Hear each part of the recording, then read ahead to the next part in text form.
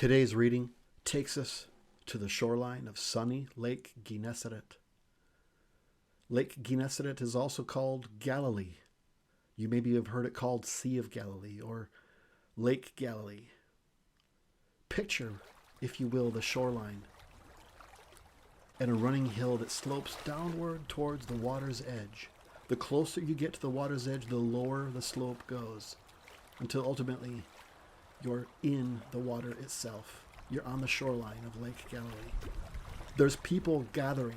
There's a crowd approaching because the teacher, the rabbi, the one they've heard of, some are whispering could be the Messiah, is going to be speaking shortly. And as the crowd gathers, they begin to press in because everyone wants to get closer. Everyone wants to see who this man is. What is he going to say? Could he be the one that will rescue us, all of Israel, from the Roman occupation? And as the crowd presses in nearer and nearer to him, it pushes him further and further to the water's edge until his feet are in the water. And as he's sloshing into the water, he's realizing, I've got to find a better position to speak to these people. And that's where we pick up today's story. Luke chapter 5, verse 1. Let's begin. Jesus was standing on the shore of Lake Gennesaret, teaching the people as they crowded around him to hear God's message. Near the shore, he saw two boats left there by some fishermen who had gone to wash their nets. Jesus got into the boat that belonged to Simon and asked him to row it out a little way from the shore. Then Jesus sat down in the boat to teach the crowd. When Jesus had finished speaking, he told Simon, "Row the boat out into the deep water and let your nets down to catch some fish." Pause just a second. What Jesus is asking Simon to do here is absurd, okay? You need to understand a little background. Fishermen all know you don't fish in the daytime. You fish at night. Because here's a fact. The waters of the Sea of Galilee, at nighttime, they cool off a little bit towards the surface, and that brings the fish further to the top. But during the daytime, it's hot, meaning the fish go deep down below.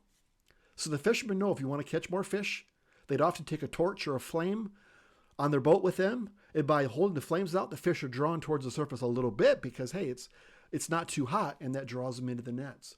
So the fishermen had a tactic. It was fish at night, always fish at night. So what Jesus is asking him to do is not only absurd, but it risks him ruining his reputation as a fisherman. I mean, you don't want to be laughed at or called names for doing something that's utterly stupid.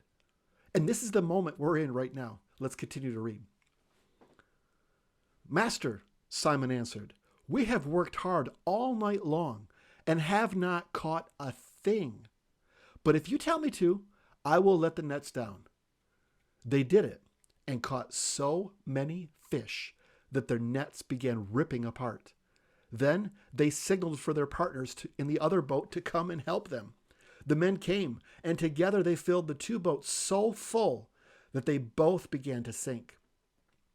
When Simon Peter saw this happen, he knelt down in front of Jesus and said, "Lord, don't come near me.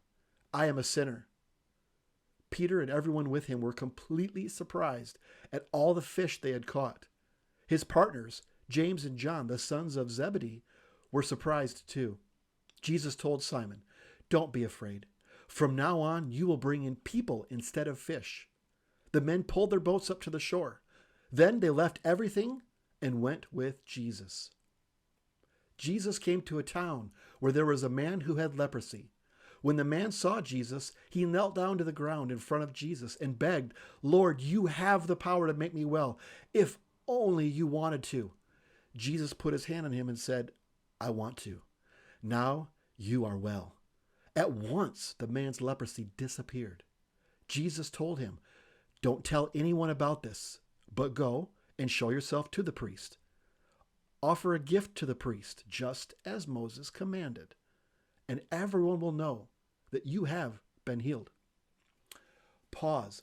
Why in the world does Jesus keep telling these people to keep it a secret? It's like he's going around, shh, be very, very quiet. I'm healing people. No, it's not like that. Jesus isn't like, okay, I just want to keep a secret, don't tell. There's a reason for this. It's because Jesus wasn't ready to make the big announcement. He wasn't ready for everyone to know who he really was yet. But it's coming soon, so stay tuned. All right, let's continue on verse 15. News about Jesus kept spreading. Large crowds came to listen to him teach and to be healed of their diseases. But Jesus would often go to some place where he could be alone and pray. One day, some Pharisees and experts of the law of Moses sat listening to Jesus teach. They had come from every village in Galilee and Judea and from Jerusalem. God had given Jesus the power to heal the sick, and some people came carrying a crippled man on a mat. They tried to take him inside the house and put him in front of Jesus, but because of the crowd, they could not get him to Jesus. So they went up to the roof, where they removed some tiles and let the mat down in the middle of the room. When Jesus saw how much faith they had, he said to the crippled man, "My friend, your sins are forgiven." The Pharisees and the experts began arguing. Jesus must think he is God. Only God can forgive sins. Jesus knew what they were thinking, and he said, "Why are you thinking that? Is it easier for me to tell this crippled man that his sins are forgiven, or to tell him to get up and walk? But now you will see that the Son of Man has the right to forgive sins here on earth." Jesus then said to the man, "Get up, pick up your mat, and walk home." At once, the man stood up in front of everyone. He picked up his mat and went home, giving thanks to God. Everyone was amazed and praised God. What they saw surprised them, and they said, "We have seen a great miracle today." Later, Jesus went out and saw a tax collector named Levi sitting at the place for paying taxes. Jesus said to him, "Come with me." Levi left everything and went with Jesus. In his home, Levi gave a big dinner for Jesus. Many tax collectors and other guests were also there. The Pharisees and some of their teachers of the law of Moses grumbled to Jesus' disciples, "Why do you eat and drink with those tax collectors and other sinners?" Jesus answered, "Healthy people don't need a doctor, but sick people do. I didn't come to invite good people to turn to God.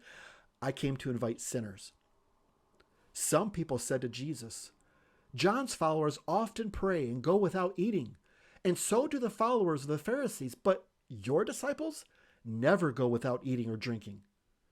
Jesus told them, "The friends of a bridegroom don't go without eating while he is still with them, but the time will come when he will be taken from them. Then they will go without eating." Pause just a second. I know what you're thinking. Bridegroom, right? This is what you're picturing probably. A bridal party and all the nice people show up for the wedding and they stand up with people in the crowd, but there's not really a whole lot. It's just having a lot of fun, having a party, and then it's all over with, like within a few hours, right?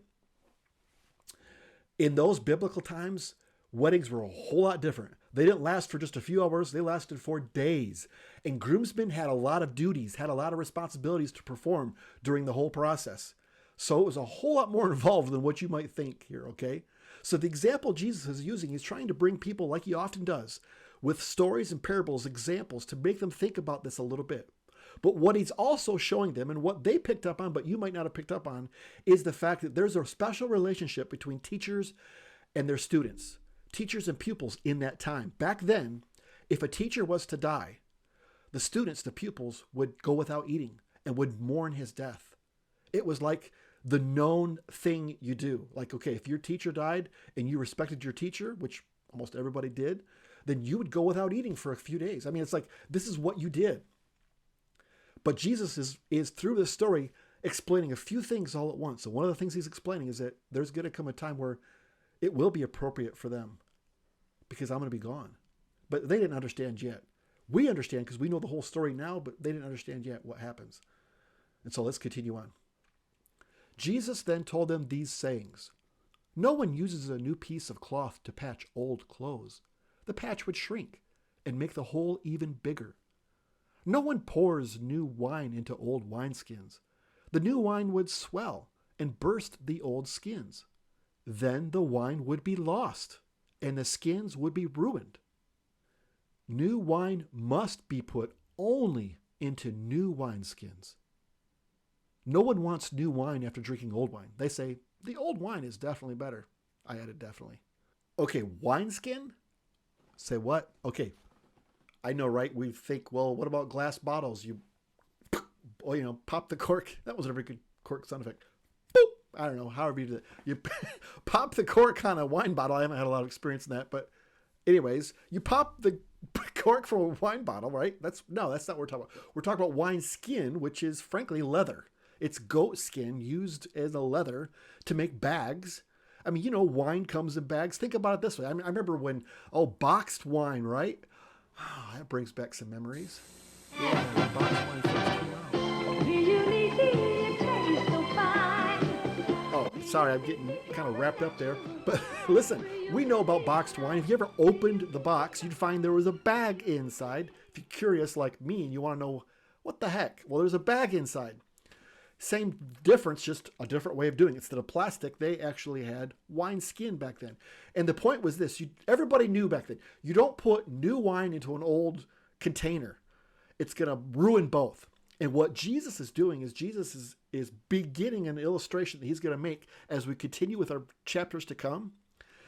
And here's what it is. The Messiah, some think the Messiah is going to come and be a military general that's going to come and lead Israel through Roman victory from the Romans, from the occupation. They're going to go away and the Messiah is going to be a king, a powerful king that's going to rule Israel.